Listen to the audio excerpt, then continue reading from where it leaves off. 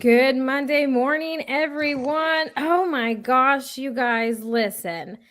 Before we even dive into our weekend and the weather, because it's just crazy. You all know most of us live in Texas and it's bipolar as hell right now. But you guys listening to Author Talk with me, Amy Russell, is here, and our lovely guest author today is Essie, or Sam, as we're going to be calling her. So let's dive into this weekend. First, happy Memorial. Here in the States, it is Memorial Day. So happy Memorial Day. On top of that, my niece graduated yesterday from high school. So I went back home and saw her graduation. We had dinner. It was fun. She is my first niece, so she's broke me into being an aunt. So it is a bittersweet moment, but I'm excited for her. She'll be going to my alma mater, which is just exciting for me. But oh my gosh, okay, it is halfway through May. We should be sitting at like 100 degrees in Texas.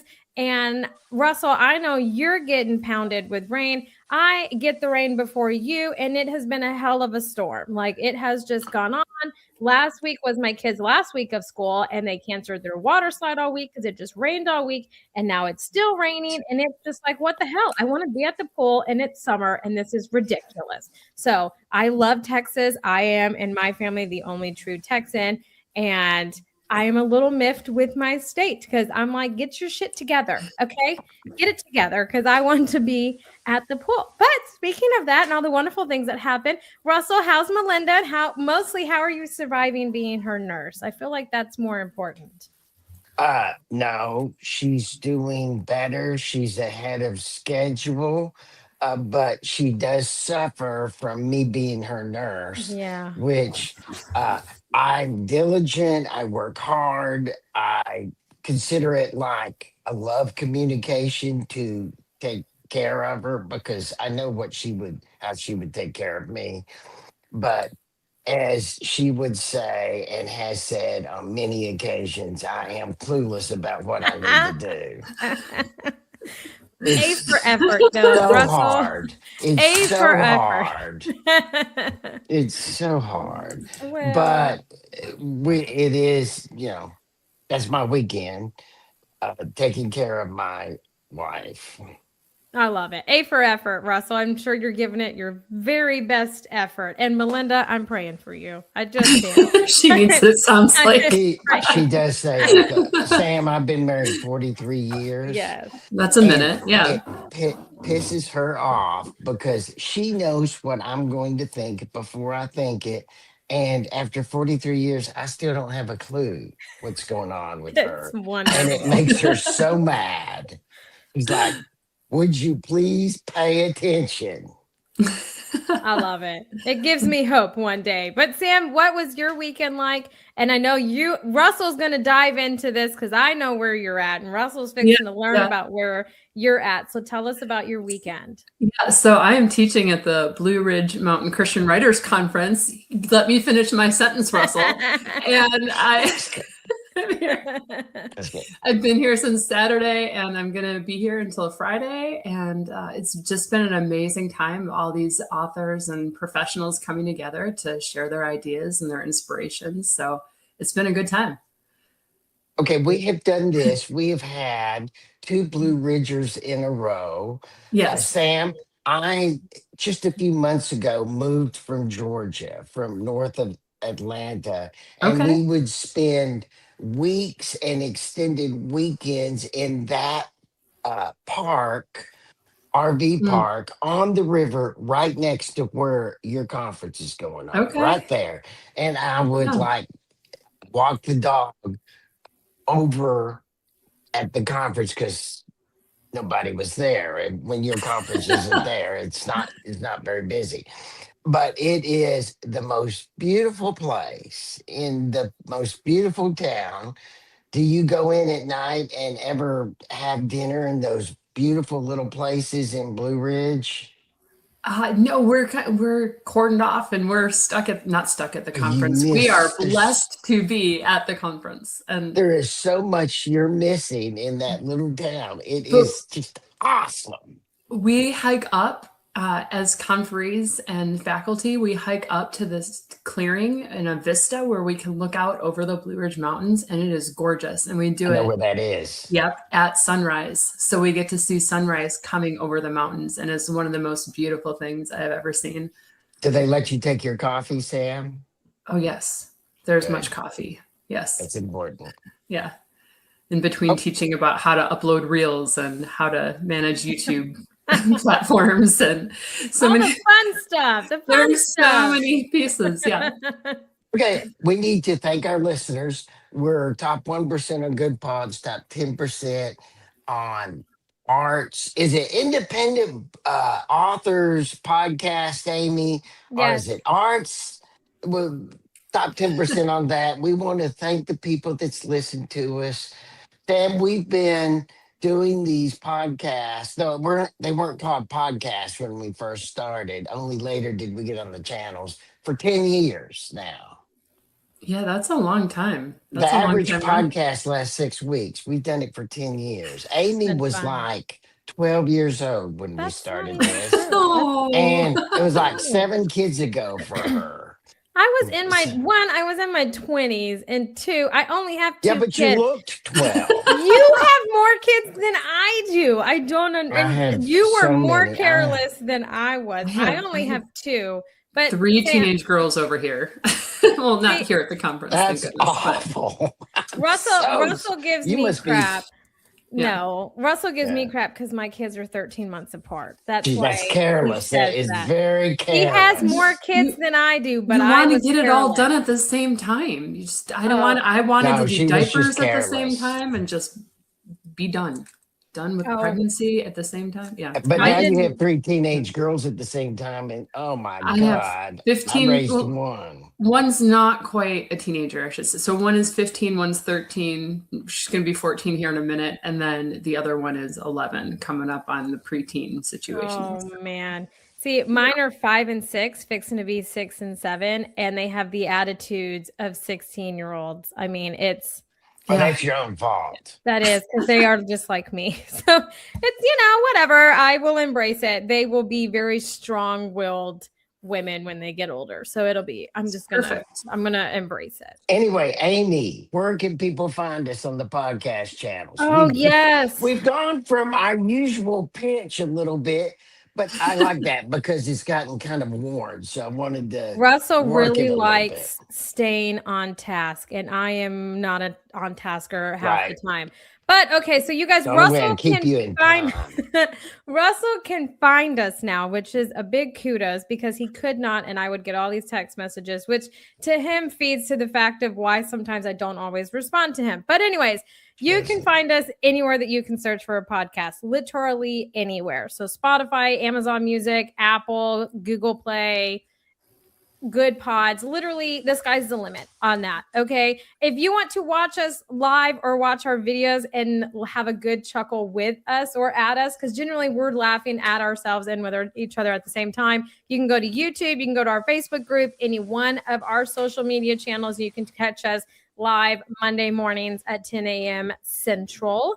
But yes, this is our 10th year and it has been fantastic. So if you want to see all of our shows and how they started, go to our YouTube channel and you will have a good laugh at how we started to where we are today. It's a lot of fun to go back. Sam, we were through so all bad. those. We Sure. were so It's like bad. reading your first book. It's so bad. You It don't want was It's to. fun. embarrassing. It was a lot of fun. But speaking of 10 years, you guys, so Russell, I asked Josh because, why not, if he wanted to be our guest co-host today. And he told me no. So He said he'd rather slit his wrist. Is what he said. it was nicer because he just said that I've talked so much about him. He doesn't feel like he can come on. I said, oh, please, Russell defends you all the time. But here's something nice that I will say. So Sam, Josh is my husband, and I generally talk a lot of nice things about him. Just Well, Russell. generally. She thinks they're Russell nice, says- but they're emasculating sometimes. They are not. It's But awful. anyways, so Uh-huh. our 10-year wedding anniversary is in June. And so we're actually going to go and Did you spend- record your very first podcast from your honeymoon? No. No, but she would did be do it. We did No. do a podcast live from when she was in labor. That's different. We'll get into that one. But so it's our 10 years in June, and we're gonna go spend a week in Sedona. And Not Hawaii. No, I know. You Don't even are a start. chicken, you know what? No, he told me no. I was following boundaries. But anyway, Sedona will be fun. So we're gonna take the mule tours down into the canyon. That'll be fun. And then we're going to go to the wolf sanctuary, and then he has to give me a spa day. So that's what we're doing. That is not what you should do. That's wrong. Okay. I feel like Amy should spend her anniversary the way that she wants to spend her anniversary, rather than the way Russell wants to spend her anniversary. Okay, I've been to Sedona. The mountain bike, you can get a personal guide, and he would take you into the mountains on fast mountain bikes. And oh my God, it's the scariest and most fun thing you can do.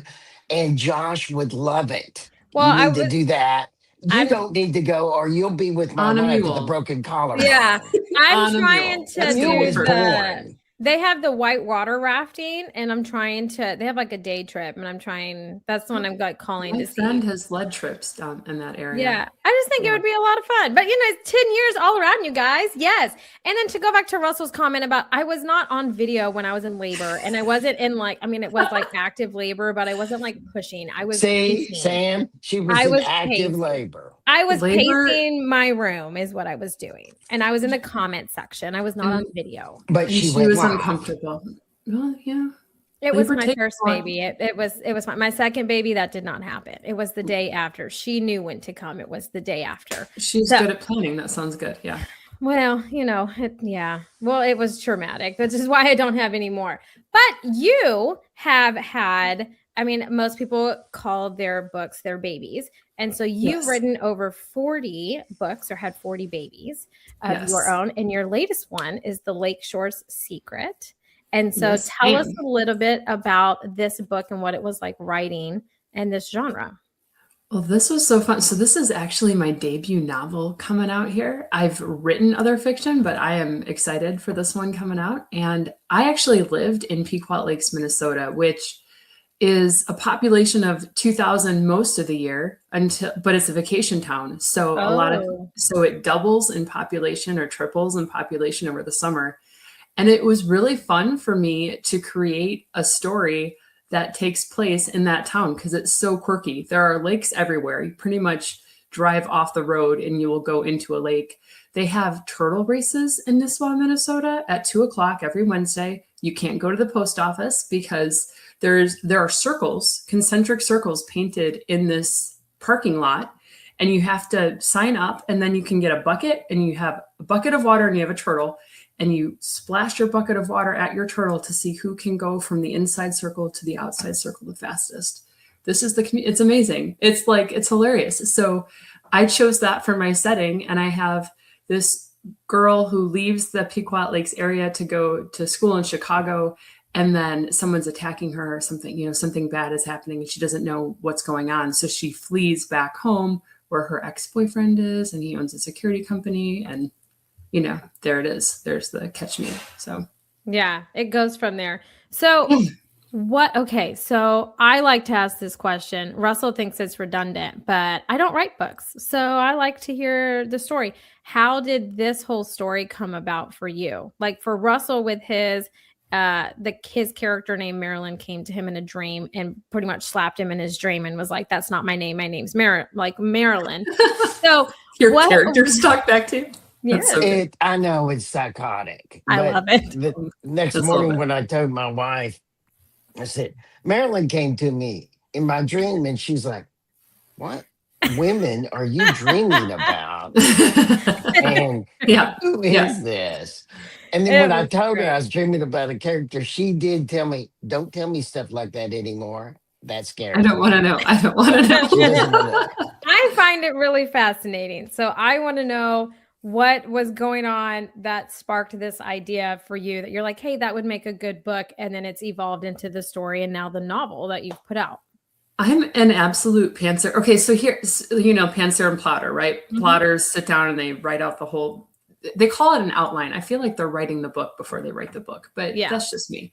But I'm an absolute pantser. So I don't dream about my characters and then write a story, because that sounds a little crazy, but they do walk away from me. I have I'll have my character doing something, and then the character just takes off. I'm like, that's not what you're supposed to, and we turn right instead of left. With this story, okay, so here's my slightly crazy, I'm a little afraid to admit this. You're amongst friends. It's fine. Yeah. And like, how many other viewers? but we'll all judge you later.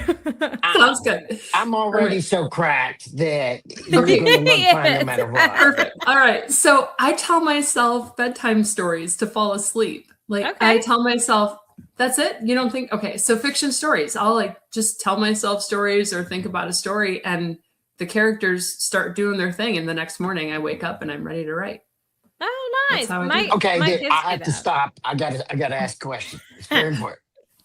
Do your characters ever start doing something and you're like, oh my God, I'm going to forget that, and have to get up and start writing it? Yes. Because I would go into a panic. I would have to get out of bed and start writing it down so I remember it. And here's the thing. Well, yes, that happens. And sometimes I write it down, and sometimes I'm like, no, I'll remember.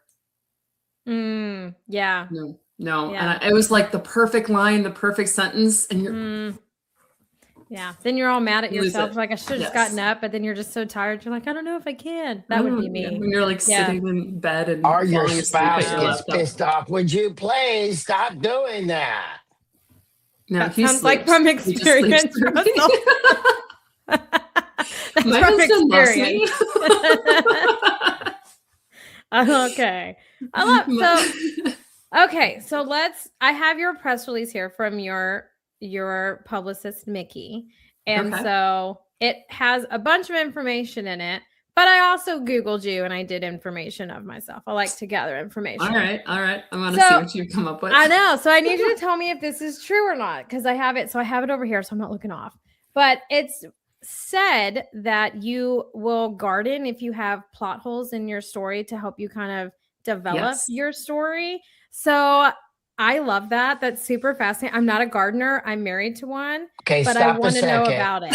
Make sure you ask her what type of gardening. What type of gardening is this? What do you mean? What type of is it vegetable? Is it flowers? What type of gardening occupies your mind? Yes. Yeah. Yes. Did all of it? Yes. Okay. The garden. So flowers. So you do this in South Carolina, right? Yeah, flowers and herbs, not vegetables, because I do not have room Are you for a low watermelons country in my girl? yard. I'm near Greenville, so Greenville. Upstate. You know, I did. I worked for a presidential candidate. I was the advance man for Greenville for 2 weeks. I think the people of Greenville. Yeah, you hit town, you get the big event ready. You have the event, you leave town and go to the next scheduled event. Right? Yeah. No, so I got it. So I lived there for 2 weeks, didn't sleep for 2 weeks, scoured the whole town, got to meet I got to tell you, Greenville and that area is a spectacular area. I think it's gorgeous. I love it. Oh yeah. And the growing season is amazing. So if you like gardening, it is a perfect place to live. Yeah, it's perfect. So what type of tomatoes occupies your concern? No, she does herbs and flowers. She can't do vegetables. Okay, I can't. I could if I wanted to. I don't. I mean, we have green onions. That's I'm a about non-vegetable cat too, so I actually get that completely. I grew an onion on accident. So I had we lived in Minnesota for a while, and then before we moved to South Carolina, and my whole minivan, it was a Dodge Caravan. So it was 4 feet by 4 feet by 8 feet. Yeah. The entire thing was filled with flowers because I refused to leave my garden behind. So I brought it with me. Nice. I'm so jealous. When I moved from Georgia to Texas a few months ago, I had to leave my plants behind. I'm so sorry. Yeah. So I had my compost, and I opened up my compost to put the dirt in the pots so they would survive. The plants would survive on the way. And there was an onion growing in the compost bin. So I brought it with, and now we eat those all the time. We just like use scissors and put them on our tacos or whatever, and it's amazing. Nice. Well, so did you have to do any gardening for like plot holes or something in this novel that you just needed to kind of decompress and break down? I work myself into corners when I write. Like I sat in on another author's presentation, and she said, make it harder for your characters, make it harder, make something bad happen, make something bad happen. And so like the more trouble you give your characters, the better the story is. But sometimes you put them in too much trouble, and you're like, they're stuck. I don't know how to do this. So yeah, so absolutely. I go out. I can't remember a specific scene, but I just know that there were parts of the plot where I was like, okay, well, the bad guy looks like he's about to win now, and I can't do anything cheesy to save my characters, but I've got to get them out of this. So yeah, you just pull weeds and you separate flowers and you water flowers until you get it. And then you drop everything you're doing and you run to the laptop and you write the answer before you forget it. Like yeah. After you've like cleared your mind. So Russell, what did you do to kind of decompress when you were at plot holes? I had a cigar. Oh, okay. That's right. The cigar lounge. That's right. Yeah. I can't ever write a book because one, I know everything that goes into it and it stresses me out just thinking about it. But two, I don't like my decompression. It's just reading. Jumping into cold water. I mean, there's that. Yeah, my cold plunge for sure, which has helped us with the pool because my kids cold plunge. So when they go to the pool and it's cold, it's like everyone else is whining and they're the ones in there. So that has helped. But yeah, no, I'm going to live through you guys. But I know, I just market you guys and I celebrate and I read your books. But so you've had 40 other books and then you have this debut novel. So are those 40 other books in different genres and this is your first suspense novel? Or tell us a little bit just about your whole book family. My whole book family. So I've contributed to a bunch of different books and I have a lot of grief stuff that I've written as well. But when I first started out writing, some of those contributions, there were about 20 books where I interviewed people and then wrote their stories from first person. It was like ghostwriting, except I had a byline, so it wasn't ghostwriting. So does that mean you're a counselor or a therapist? I have been in ministry or had been in ministry for a long time as a youth director and then a pastor's wife. So I have experience with that, but I'm not like, I don't have the degrees in counseling or anything like that. So, but I would interview people and it was for a publishing company that I worked for. So they would send me the people and I was a freelancer and I'd interview them over the phone and take notes and do an audio recording of their story and then write their stories from first person. And they would go in these books that the publishing company was publishing. Oh, that's nice. how I got started. Yeah. So this is like your first debut, like your novel that's not like an interview in a sense. And then you pick suspense thriller, which it's a love for mine and Russell's. Russell writes psychological suspense thrillers. So it's because I've done a lot of nonfiction. So my first book that I didn't write, because I co-authored a few books as well, but my first book that was me was about miscarriage and infant loss. Okay. And I just felt like there was not a lot out there for women when I first experienced that. And I wanted women to know that what they were going through was something, normal for what they were experiencing. And so I tried to put words into, I tried to validate other people's loss and give words to people who didn't know how to articulate what was happening to them. Mm-hmm. And then my late husband asked me to write his story before he passed. And so that's The Prodigal Son, Crackheaded Jesus Freak, which you might have seen. And that's written creative nonfiction. So it's a true story, but written as a novel, kind of. And then I've written a lot of novels. I had to The Prodigal Son took 7 years to write, and it was awful. It was tore at my heart. So I stopped writing that to write fiction. And I've written a bunch of fiction books that I'm excited to publish. And that was just my head, but they're in the lineup, they're in the queue and they're just, and we're going to start pumping them out here. So that's really exciting for me. So nice. Yeah. Because Because going through the PR that Mickey had sent me, and I'm sitting here reading it, and you went from some pretty heavy topics and not necessarily like, miscarriage and stuff. It's talked about now. It's talked about now. Russell's I'm going to so have. sorry. Oh, Russell loves these things. Are you kidding? When my kids were younger, they would bang at my door and scream underneath my door. And Well, Russell it was my daughter. It's my Some of the best part of the show. Yeah, of course. Yeah, it's all good. It's all good. But so you write about some pretty heavy topics and topics that need to be discussed, like miscarriage, infant loss. There's not. Oh, I mean, just because you've experienced it, you can relate to it. And then you go over to like suspense and fiction. Yes. So what was that like transition like? Was it just like, I mean, I can assume that it was lighter because it's not such heavy topics, but the transition from one to the other, what was that process like for you? It doesn't feel a lot different, honestly, because writing is writing for me. The Love Letters to Miscarriage Moms, Prodigal Son obviously required more emotional energy, but the writing process is very similar. And it's been actually a really nice break to write about fiction people and fiction problems and do it that way. So, yeah, I mean, absolutely. Like they're different, but there's also a lot of similarities. Wouldn't you say, Russell? Have you ever written nonfiction? I have not. Okay. And but I believe you. I was thinking about something else.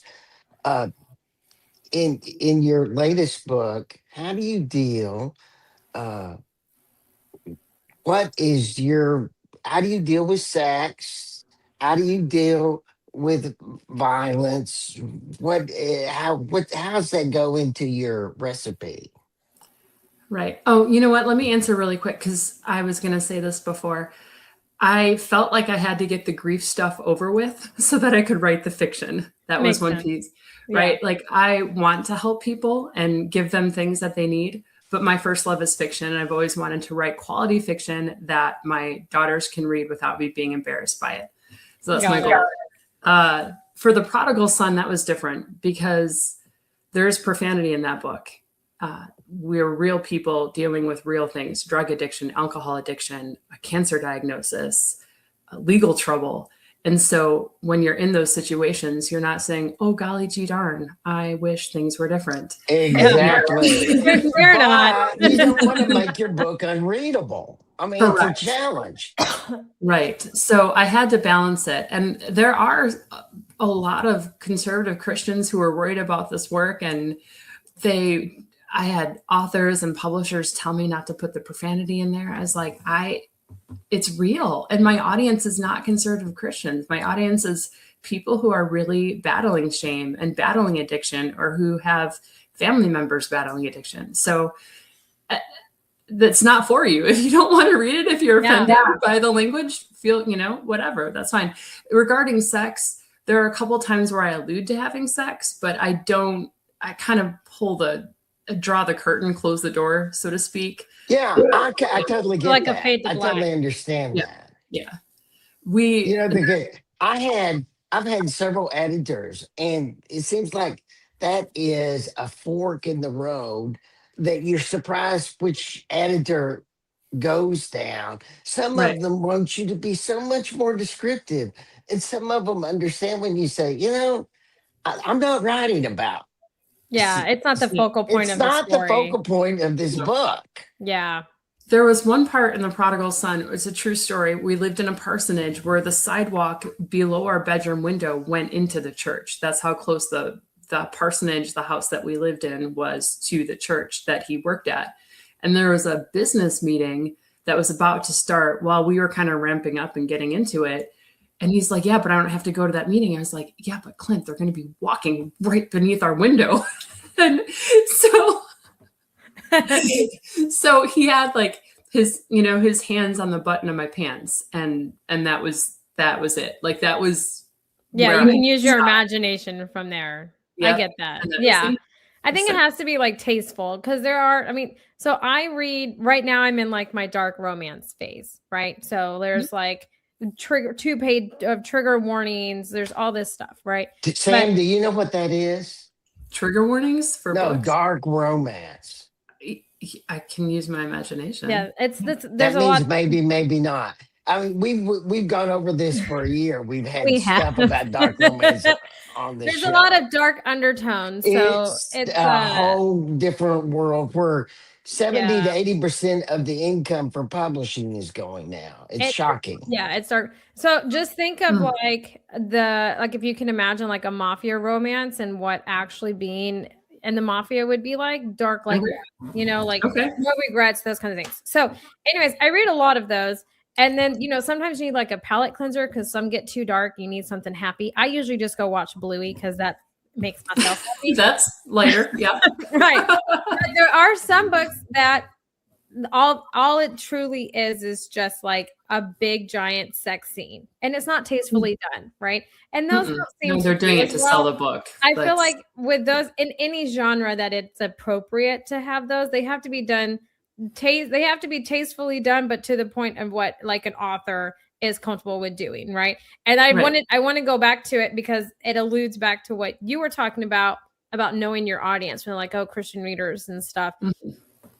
Honestly, I just feel like a book is a book. And if it's meant to resonate and help people, or people that are actively going through these things, or family members of people that are going through it, then it needs to be as close to what they're experiencing as possible. And that's not going to be like, oh gosh, darn it, I'm sorry. It's not going to be that, right? Like it just isn't. And so I love that your audience when you're writing, and you're not afraid to like advocate for who your audience is. Because some writers and some publishers won't necessarily do that. And so I want to like commend you on doing that. Because I feel like finding your audience, Russell, you would know too, it can be very difficult on knowing exactly who your audience is, and writing towards them can be very difficult for sure. I think that writing quality fiction, I would just say quality fiction can be written without including profanity or vulgar sex scenes, and so that's honestly my goal. I think the Lakeshore Secret would be considered Christian fiction. There's some Christian themes of they are church attenders or battling spiritual demons and trying to figure that out. But I write, even with the spiritual stuff that I write, I don't want to turn off people who don't necessarily have the same beliefs. I want them to be able to enjoy the book as well. So it's not like a shove it in your face or preach at you type story when it comes to like the spiritual stuff. I wouldn't even call it religious, because I am not religious as far as like rules and all that type of stuff, but I would consider myself spiritual. So the books are also just people dealing with real things that real people deal with. And so, but I like for the Lakeshore Secret, there is no profanity in it. There are no sex scenes. There, kissing, holding hands, that type of thing. What people are calling closed door romance, that's what I'm wanting to write. And I want to write it well. I want to write quality fiction that people can read without compromising themselves. Yeah. No, I totally understand that. Russell, you unmuted. What were you going to say? I don't know if it's closed door, but I completely understand what you're saying. And I'm glad you explained it. And I'm glad that thank you very much for being so transparent about the struggle when you were writing the book, where you had to put in the language within the dialogue and the struggle you had, because I could actually identify with that. I've had readers complain when I had a character that was so rough, his dialogue had to include that. Right. Or it detracts from the story, right? That's how I decided to leave it in. If it detracted from the story to take it out, then it stayed in. So tell me more about that character, though, that you were writing about. Oh, he was a drug addict killer. Right. So he is also not saying, oh, gee, golly. Right. No, he definitely is not at all. But I want to have a question, and Russell, this one I think you can chime in on this too, because your point of view on this is great. I want to talk about your protagonist, right? Okay. So from the research I said, I'm not going to say everything that's involved, but there is a lot of like pressure, I feel like, on your protagonist. And so how did you kind of juggle not having her feel so overwhelmed with everything that was kind of happening? Like I said before, a lot of my books have to do with grief. And I have experienced grief. I know how to articulate grief and loss in a way that a lot of people can't. So I have my characters deal with hard things.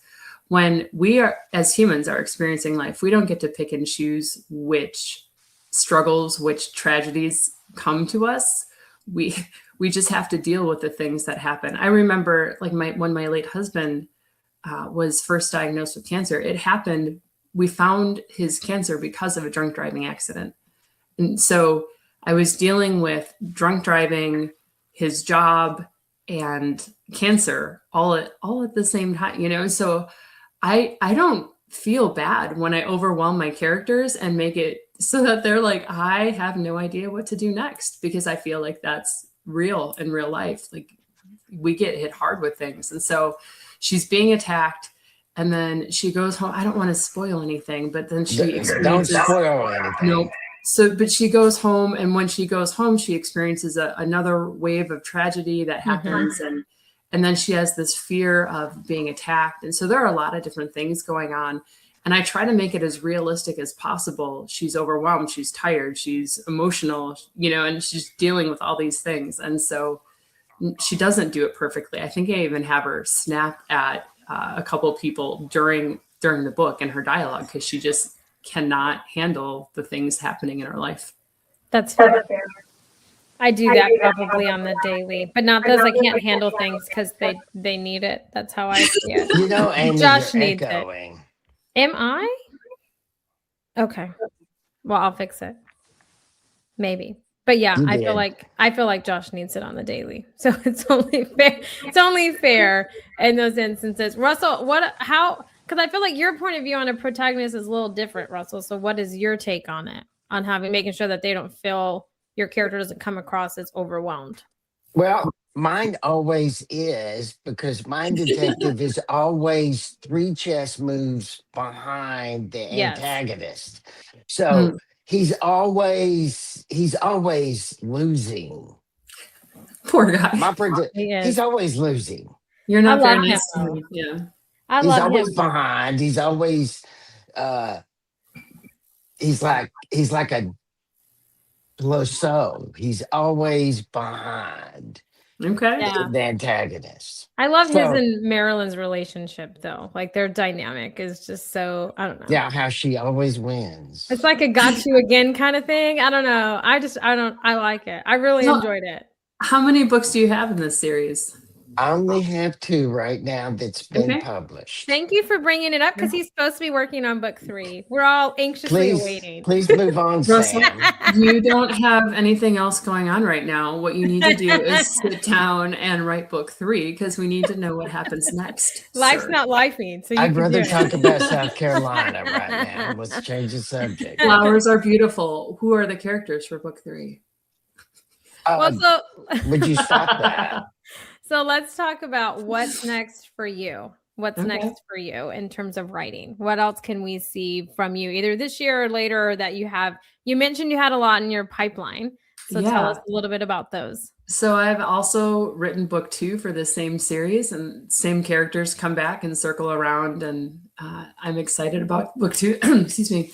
When I do these interviews and I'm talking about the book that's being released, it's confusing, because then I have like the other one that I'm actually writing and the one I'm editing. I'm like, okay, which characters am I talking about today?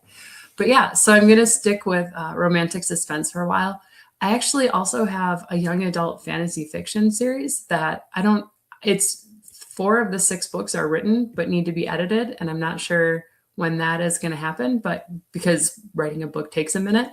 But I imagined a world where my 3 Earthborn babies and my 3 Heavenborn babies kind of crossed through a portal, a Narnian-esque portal, and interacted with one another to save the world. And so I'm excited for that series as well. And I don't know. I'm just going to keep publishing, keep putting stuff out that people can read. Nice. I like that. I'm trying to think of it crossing, like the portal. That's a very creative idea. I wouldn't have thought of that. So I like to hear that. Well, so tell us, mostly Russell, because I know Russell's fascinated.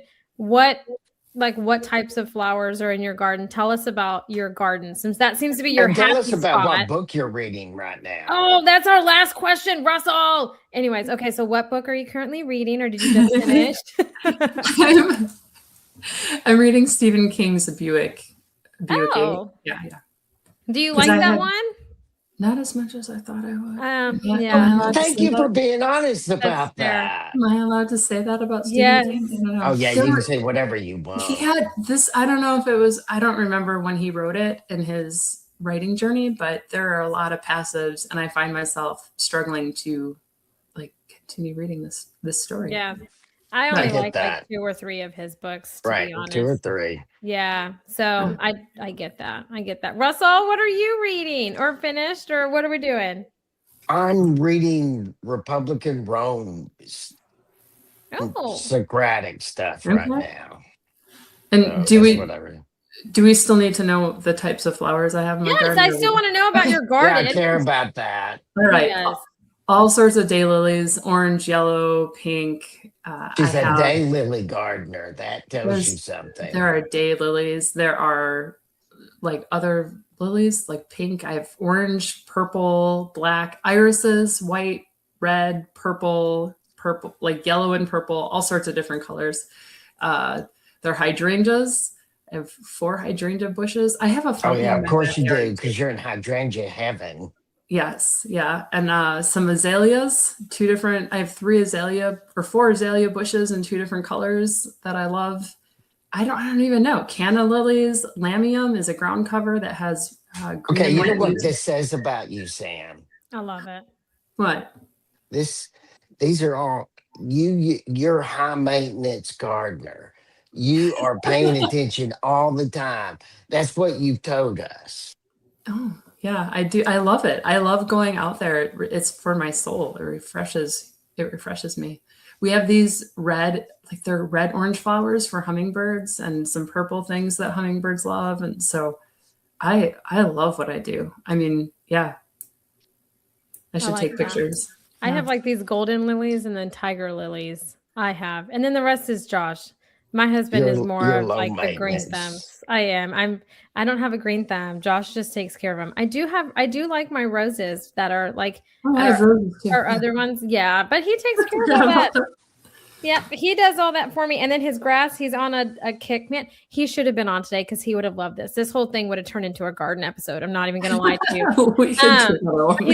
He's on this kick about his grass, and like he wants it to look like a golf course, and it currently does. And he gets all these compliments in the neighborhood, and he just thrives on that whole thing. And I'm over here just like, okay, I'm going, bye. We're going to Starbucks, leave me alone. So yeah, but he absolutely loves those. So it makes sense. I'll have to have him back on when we talk about your next book, and y'all can do your garden talk. Absolutely. I have to figure out where to post pictures of my garden, because a lot of people ask questions about like, what kind of flowers do you grow? What does it look like? And heck yeah. And like a garden group. That's what I would do. Or like on your page. Yeah. Something on my website. Here's a look at my garden. Here's who I am. The about me. So give me a week or two, because I'm at Blue Ridge right now. So I cannot stop and post pictures of my garden. But for the next couple of weeks, I will upload photos of my garden to my website. Nice. I love it. Well, I was reading Monster Mafia or Heart of a Monster, and I just really couldn't get into it. I mean, it was dark, but it was like, meh. So I'm now reading Reverie, I think is how you say it, by Shane Rose, and it's okay. It's not a dark. This is like my billionaire. Are you a finisher, Amy? Do you have to finish a book you start? I do. I may not finish it. Like I may go to another book and come back to Sam, it. are you a finisher? I'm a DNF. Oh no, I do not finish. It's a commitment thing for me. Like if I've committed to doing it, even if I don't like it, I've got to finish it, because if not, I will beat myself up at the fact that I didn't finish it, like a what could have been. I don't know. I'm weird like that. I'm weird. No, a well-written book you should be turning pages without even realizing you're turning pages. I know. If you're looking to the end of the chapter and you're like, how many pages do I have left before I can put my bookmark in? That is That's not the right thing. I know. And, I listen to audiobooks though, and sometimes I get lost in those because my kids will be talking and I have my headphones on. I'm trying to read my kid's mouth without having to turn my book down. It never works in my favor. So it's it's the struggle. That's a little different. It is slightly. So I don't know. We'll see. Happy. When I have beta readers read my books, I actually say, tell me the part where you got bored or where you slowed down, because that part needs to be fixed. Yeah. I love that. Well, Sam, it has been so much fun talking to you. Goodness, and Russell got to talk about Blue Ridge Mountain Conference, which he loves. So we'll have to have you back on when book 2 comes out. I'm anxiously awaiting for that. But I want to thank you for taking time out of your busy schedule to come and hang out and talk to us and get us to know about your book. So let's close out with, where can people go to find information about you and about your book? The easiest way is loveunedited.com. That's my website. And right at the top there's a Let's Connect button with my link tree. So you can connect with me on Instagram, Facebook, YouTube, TikTok, Twitter, all the things. There are links to purchase the books and all that stuff. So make sure we connect. I would love to hear from you guys. Wonderful. Well, you guys, we hope that you have a fantastic Monday, a great rest of your week. And until next Monday, bye for now, everybody.